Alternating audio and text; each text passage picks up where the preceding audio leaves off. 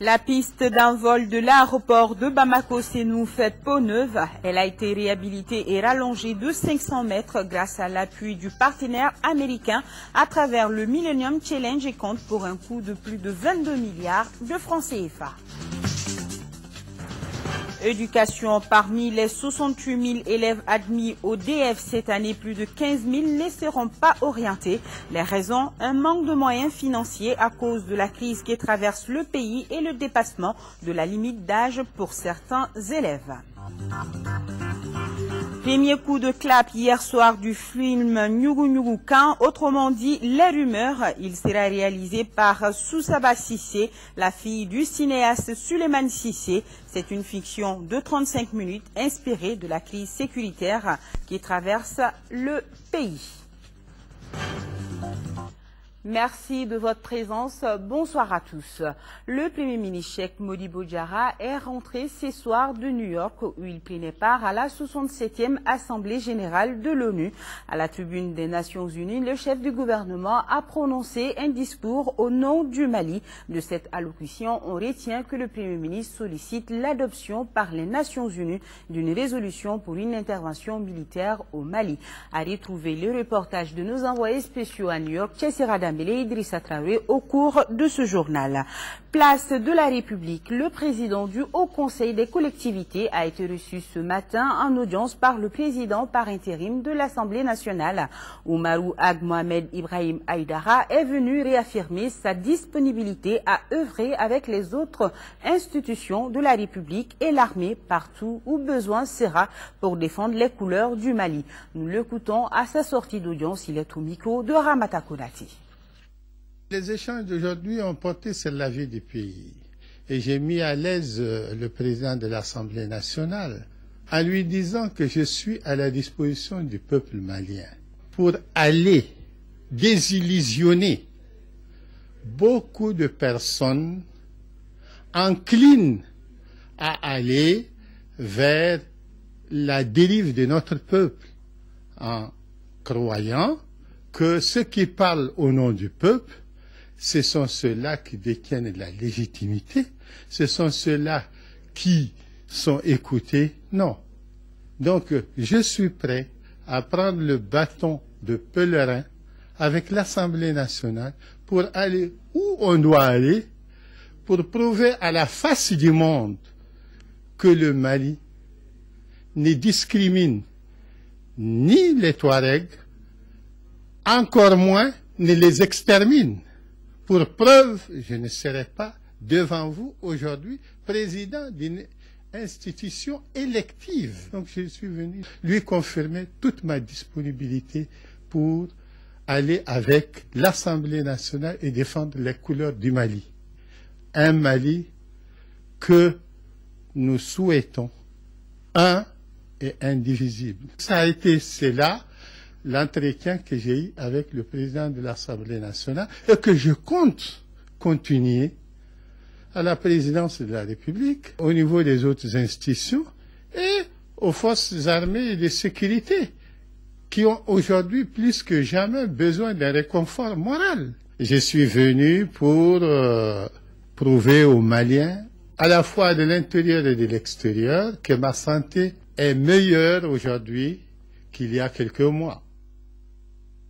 Voilà, c'était là le président du Haut Conseil des collectivités qui a été reçu ce matin en audience par le président par intérim de l'Assemblée nationale. Et justement, le président de l'Assemblée nationale rappelle aux honorables députés que la session d'octobre, dite session budgétaire conformément aux dispositions constitutionnelles, s'ouvre le lundi 1er octobre 2012. La cérémonie officielle d'ouverture aura lieu le lundi 1er octobre 2012 à partir de 17 h dans la salle Modibo Keïta. Mise en place terminée à 16 h 45 et la séance est publique. Les avions gros porteurs de toute taille pourront désormais atterrir à Bamako-Sénou sans problème. La piste d'envol de l'aéroport vient d'être non seulement réhabilitée mais aussi rallongée de 500 mètres. La sécurité a été améliorée et les différentes aires de stationnement des avions ont été renforcées. Le tout a coûté plus de 22 milliards de francs CFA financés par les États-Unis d'Amérique à travers le Millennium Challenge et compte dans le cadre de son projet d'extension et de modernisation de l'aéroport de Bamako-Sénou. L'infrastructure a été inaugurée ce matin. Le compte-rendu de la cérémonie d'inauguration, c'est avec Daouda Sidiki Diarra.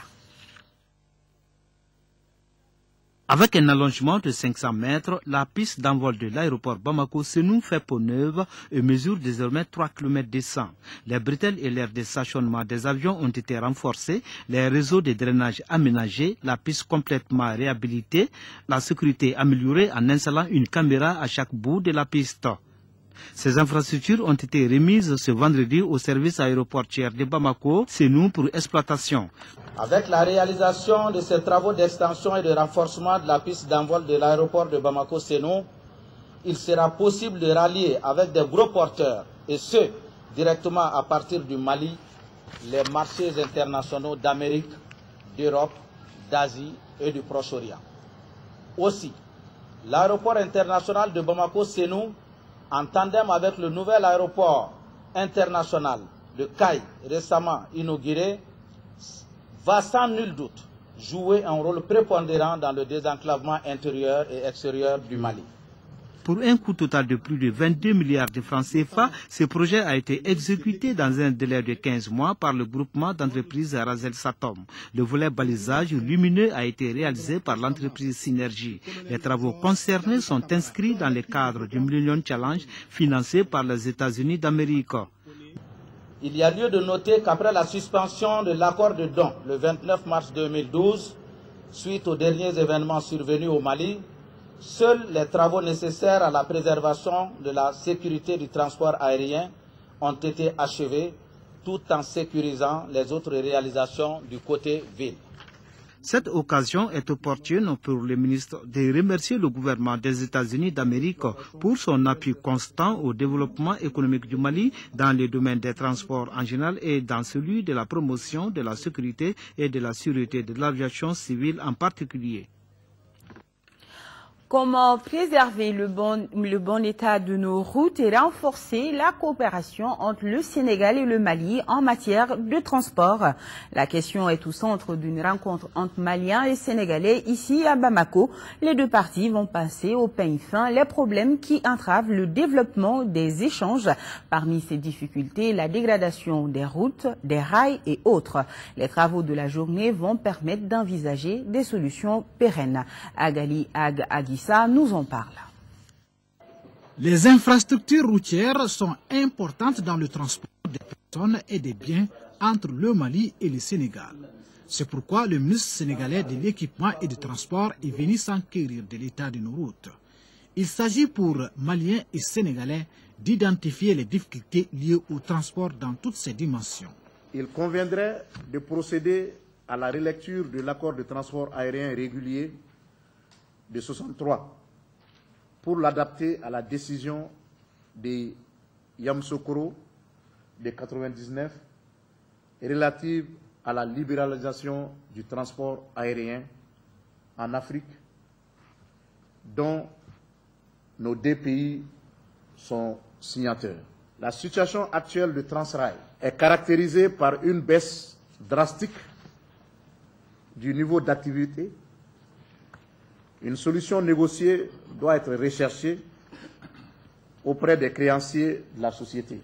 Même son de cloche du côté sénégalais, où le ministre a affirmé la disponibilité des autorités de son pays à trouver une solution aux difficultés qui minent le secteur du transport. Si on commence par le transport terrestre, il y a des problèmes de tous ordres. Le contrôle de la charge à l'essieu, consécutif au règlement 14 de l'UEMOA, est une nécessité. Nécessité parce que nous ne pouvons pas comprendre, prendre de l'argent, investir dans la construction des infrastructures et voir ces infrastructures s'abîmer en si peu de temps. Les travaux devront aboutir à des recommandations qui seront examinées lors des prochaines grandes rencontres entre acteurs des transports des deux pays, voire même les pays membres de l'UEMOA.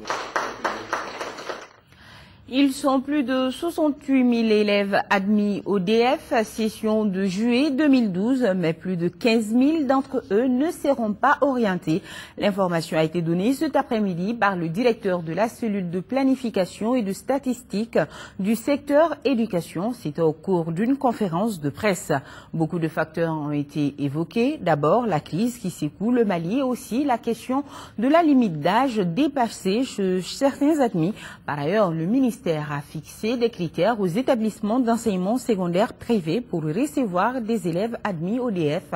Au nom de ces critères, la performance de l'établissement et le recrutement des enseignants permanents et de qualité. La conférence de presse a été suivie par Mohamed Diarra. À des situations particulières, des mesures draconiennes. Ainsi peut-on qualifier la démarche du ministère de l'Éducation et de l'alphabétisation pour la rentrée scolaire 2012-2013. Parmi les sujets à l'ordre du jour de cette conférence de presse, l'épineuse question de l'orientation des élèves admis au DF session de juillet 2012. Sur les 68 714 élèves admis, l'État est en mesure d'orienter 53 318. Comment le choix a été fait? On ne peut orienter qu'en fonction des ressources que l'État peut mettre à la disposition des établissements à cet effet. Tous les élèves réguliers admis, âgés de 12 à 17 ans, qui ont eu 4 ans de scolarité au maximum au second cycle, 4 ans, ont été systématiquement orientés. Tous les élèves âgés de 18 ans qui ont eu une scolarité normale, c'est-à-dire 3 ans, aussi ont été orientés. Si on voit un enfant qui a 18 ans, qui a déjà redoublé une fois, s'il a été orienté, c'est parce qu'à l'examen, il a directement eu au moins 9,95, c'est-à-dire la moyenne, quoi. C'est donc dire que plus de 15 000 élèves ne seront pas orientés. À partir de cette année, le gouvernement veut amener les établissements secondaires privés à respecter les cahiers de charges en la matière. Une bonne partie d'entre eux ne recevront pas d'élèves cette année. Sur les 8 critères d'éligibilité, le département a tenu compte de 4 seulement. Qui sont des critères minima, je dis bien minima. Et ça, ce sont déjà, il y a les textes obligatoires, vous avez les infrastructures, vous avez le personnel d'encadrement et vous avez le salaire. C'est-à-dire qu'il ne faut pas que l'établissement ait des arriérés de salaire. Parce que nous savons que nous vivons des situations comme ça. Donc ces 4 critères, il faut que l'établissement puisse vraiment les satisfaire. Les responsables des autres ordres d'enseignement ont fait le point dans leurs domaines respectifs. Par exemple, 103 enseignants devront être recrutés au niveau du secondaire. Les programmes de la 11e année sont également disponibles. S'agissant de la session spéciale, elle sera organisée dans la période du 8 au 12 octobre prochain, tout examen confondu. Elle concerne les élèves qui n'ont pas participé à la session de juillet. Le ministre de l'Éducation nationale et de l'alphabétisation informe les élèves, les enseignants et les parents d'élèves que la date de la rentrée scolaire 2012-2013 est reportée au jeudi 4 octobre 2012 à 8 heures pour les classes de 10e année de l'enseignement secondaire général, de première année CAP et BT de l'enseignement technique et professionnel sur l'ensemble du territoire national. Ce report vise à réunir les meilleures conditions pour cette rentrée. Le ministre de la Promotion des langues nationales et de l'instruction civique a rencontré ce matin les acteurs du secteur. C'était à la Direction nationale de l'éducation non formelle et des langues nationales. La rencontre avait pour but de s'imprégner des réalités et des difficultés auxquelles la Direction nationale de l'éducation non formelle et des langues nationales est confrontée. Fatoumata Kone, reportage. Le ministre de la Promotion des langues nationales et de l'instruction civique, qui était venu rencontrer les responsables de la Direction nationale de l'éducation non formelle et des langues nationales, a recensé un certain nombre de problèmes. Il s'agit de la formation des formateurs, la création d'un manuel linguistique adéquat, la traduction des pièces d'état civique, entre autres. Le ministre Diarra propose. C'est d'assurer à nos langues, leur offrir la possibilité de s'épanouir comme langue de développement. Elles seront écrites, elles vont servir pour l'environnement lettré et chacun va se sentir mieux chez lui et apporter sa contribution dans le développement de nos pays. Cette visite du ministre s'inscrit dans le cadre de la valorisation de nos langues nationales, une promotion considérée comme une des priorités du gouvernement de transition. C'est pourquoi il a été institué un département chargé de la promotion des langues nationales et de l'éducation civique. La Direction nationale de l'éducation non formelle et des langues nationales qui relève de ce département a été créée en 2001. De sa création à nos jours, la direction a pu produire des livres dans 12 langues nationales. C'est en grande communion que Maliens et Saoudiens ont célébré hier la journée nationale du Royaume d'Arabie Saoudite. L'occasion a été mise à profit par les invités pour échanger sur les préoccupations communes. Alousseni Touré, reportage. Le 23 septembre marque la date anniversaire de la réunification du Royaume d'Arabie Saoudite. La célébration de cette fête nationale a été décalée pour permettre de fêter avec les frères maliens le 22 septembre. L'ambassadeur Nahid Al-Harbi dit œuvrer pour le renforcement de la coopération entre nos deux pays. Les domaines de coopération existants entre le Mali et l'Arabie Saoudite sont multiformes. Ça couvre notamment le domaine des infrastructures, le domaine de la culture, le domaine scientifique, le domaine de l'enseignement supérieur, etc. Je leur souhaite tout le bien du monde. Je réitère mes vœux de les voir très bientôt unifiés, surtout en ce qui concerne son territoire. Que Dieu couvre ce pays de sa miséricorde, de la stabilité et de la paix. Côté malien, on se réjouit de la qualité de cette coopération multiforme dont l'aspect le plus visible reste son caractère religieux. Nous travaillons sur différents dossiers, en particulier les dossiers du pèlerinage.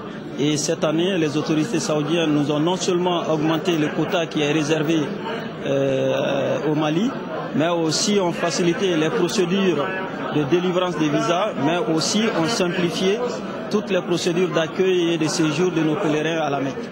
Les 80 ans de l'Arabie Saoudite vont certainement marquer un nouveau tournant dans cette longue aventure commune. Fin de la première session de la conférence épiscopale du Mali. C'était à l'archevêché de Bamako durant 3 jours. Les évêques du Mali ont échangé sur les activités de l'Église catholique du Mali et la vie sociopolitique de notre pays. Laurent Diakité pour le compte-rendu. La première session de l'année pastorale 2012-2013 qui s'est tenue à l'archevêché de Bamako en présence du représentant du Vatican, le nonce apostolique Monseigneur Martin Krebs, les évêques du Mali ont d'abord fait le point sur les activités pastorales de chaque diocèse. Ils ont également évoqué la question du secrétariat national de la conférence et de l'université catholique. Les évêques ont surtout échangé sur la vie sociopolitique qui prévaut actuellement dans notre pays. Au terme de ces échanges, les évêques ont jugé nécessaire de s'adresser aux communautés chrétiennes du Mali à travers un message dans lequel ils invitent les fils et filles du pays à la confiance, à la fermeté dans la foi devant la situation qui prévaut, à la culture de la paix et à vivre la solidarité avec toutes les victimes de cette situation, celles qui sont au loin comme les victimes qui sont proches de nous, et à toujours continuer de prier pour le retour au calme et à la stabilité. Les évêques du Mali ont conclu leur rencontre par un communiqué final qui exprime leurs sentiments par rapport à la situation socio-économique de notre pays. La prochaine conférence épiscopale est prévue en janvier 2013. Marche de soutien à l'armée nationale de la coordination des organisations patriotiques du Mali, COPAM. Ils étaient nombreux ce matin à battre le pavé. Parmi les demandes des marcheurs, la libération des armes du Mali bloquées dans certains ports de la sous-région. Ibrahima Traoré a suivi la marche, son compte rendu. Du beau monde dans la rue ce vendredi à Bamako pour soutenir l'armée nationale. Les marcheurs se donnent rendez-vous place de la Liberté Pour se rendre au ministère de la Défense et des anciens combattants, tous scandent d'une même voix l'armée du Mali au devant pour libérer le nord du pays. Nous sommes convaincus que si notre armée est aidée, elle sera capable de libérer notre pays. Nous ne pensons pas que le Mali manque d'hommes, de femmes, de courage historique pour libérer notre pays. Cette marche est organisée par la coordination des organisations patriotiques du Mali. Elle réclame aussi la libération des armes du Mali bloquées dans certains ports de la sous-région, ce qui est impératif selon les organisateurs pour engager la reconquête du septentrion malien occupé par des islamistes depuis près de 7 mois. Nous voulons que ces armes-là soient débloquées. Donc c'est pour cela que nous avons organisé cette marche. Je tiens à ce que notre armée puisse libérer le Nord avec le concours de la CEDEAO, comme le souhaite bien sûr notre armée. À leur arrivée, les responsables de la COPAM ont été reçus par le secrétaire général du ministère de la Défense et des anciens combattants à qui ils ont remis leur message.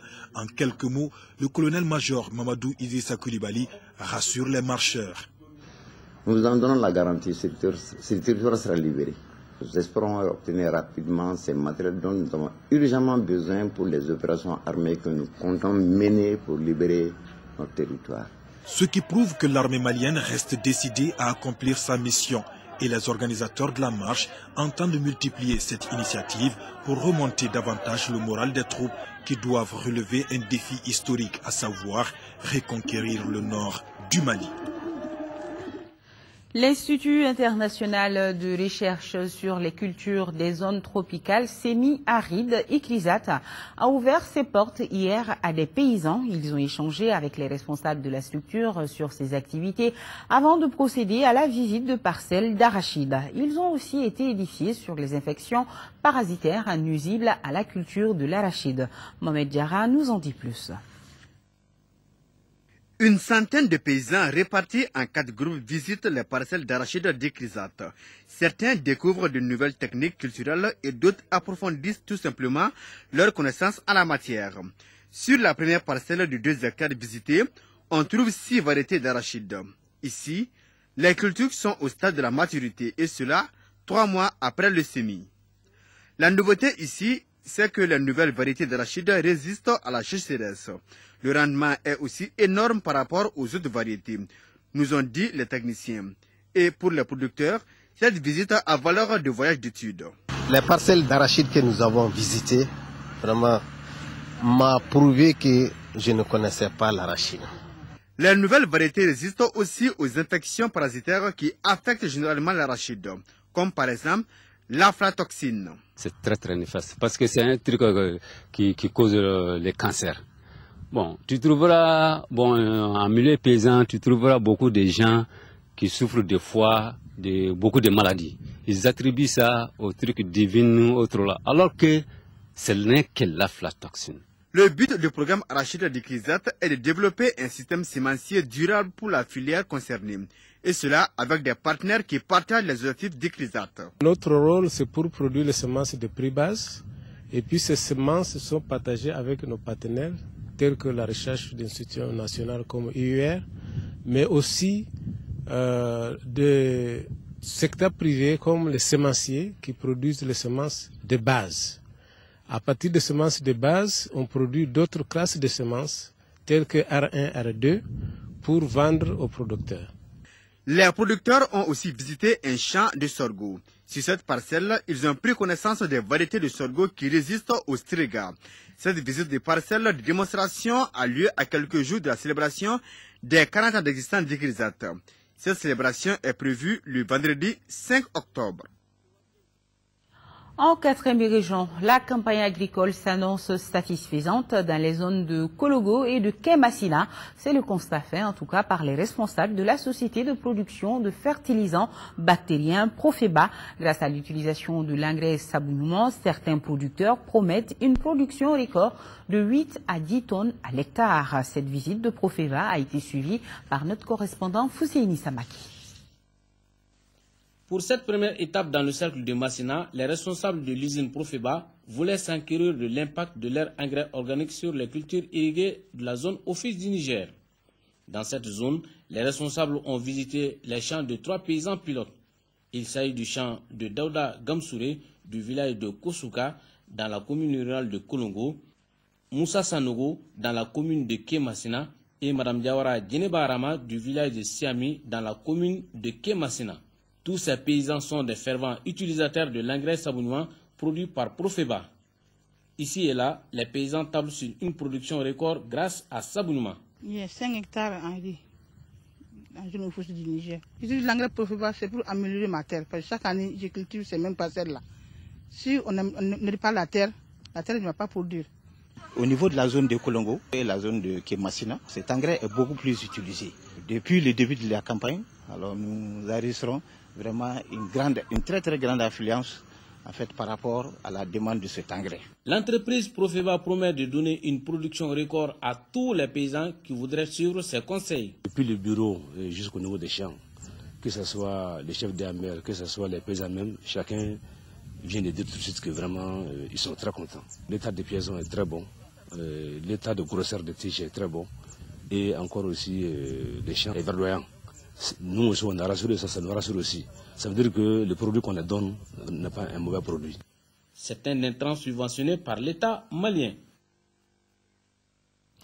On vous le disait en début de cette édition, le Premier ministre Cheikh Modibo Diarra est rentré ce soir de New York où il prenait part à la 67e Assemblée de l'ONU. À la tribune des Nations Unies, le chef du gouvernement a prononcé un discours au nom du Mali. De cette allocution, on retient que le Premier ministre sollicite l'adoption par les Nations Unies d'une résolution pour une intervention militaire au Mali. Et pour les problèmes d'aiguillage, nous vous proposerons ce reportage demain dans nos éditions avec nos envoyés spéciaux à New York, Tchessera Dambélé et Idrissa Traoré. Toutes nos excuses.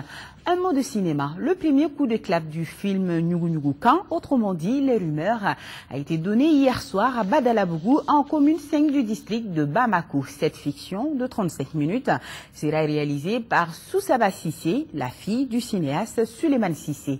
Ce film, qui sera produit par les films Sissé en collaboration avec le collectif des jeunes talents de l'UCKO, verra la participation d'une 50aine de comédiens maliens. L'œuvre est inspirée de la crise sécuritaire qui traverse le nord du Mali depuis quelques mois. Mais pour plus de précision, nous vous invitons à écouter la réalisatrice du film, Soussaba Sissé. Elle est au micro de Modibo Souari. Séquence 4, prise 1.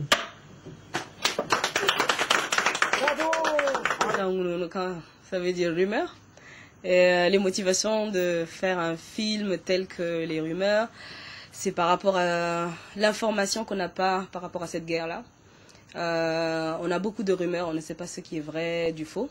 Le synopsis, en fait, j'avais imaginé, comme j'étais à l'extérieur pendant le coup d'État et tout ça, du coup, quand je suis revenue, je me suis rendu compte que l'information qu'on nous donnait à l'extérieur et l'information qui est au Mali, c'est deux choses différentes.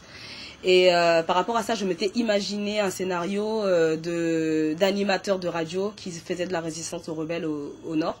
Et en fait, ça s'est avéré que cette histoire était vraie et qu'il y avait un vrai animateur qui était dans le nord, qui faisait de la résistance et qui a été, comment on appelle ça, laissé pour mort par les rebelles à la frontière et qui a été ramassé par un voyageur qui revenait à Bamako, qui l'a ramené. Et du coup qui a été hospitalisé à Gabaye Touré. Et je m'étais dit, j'avais plus le choix, de l'imagination, je passe à une réalité, et là, maintenant, je passe à l'action. L'objectif, c'est de tirer les informations des gens qui détiennent l'information. Voilà. Pour moi, je sais qu'il y a plein de gens qui ont la vérité, mais que personne ne veut se mouiller, personne ne veut devenir le premier. Et pourtant, cette génération, elle a besoin de ça pour avancer. Il faut connaître le passé, vivre le présent, pour penser à un futur. Je veux vraiment que ça soit vu au Mali, parce que c'est un film pour les Maliens.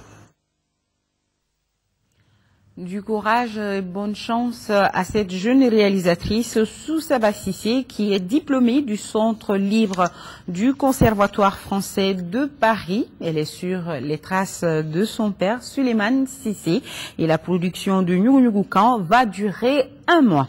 Et c'est la fin de ce 20h. Merci de votre aimable attention. Aux alentours de 22h, à suivre l'émission Performance, une présentation de Ousmane Dao. Demain, la grande édition vous sera présentée par Aïssata Ibrahim Maïga et moi je serai là pour la première édition du jour, 13h. Et je vous souhaite un bon début de week-end et grand merci à nos téléspectateurs de la Mecque. Et comme tous les jours, retenez que nous sommes de cœur et d'esprit avec nos compatriotes des régions du nord du Mali vivant sous occupation. On ne vous oublie pas. Bonsoir et merci.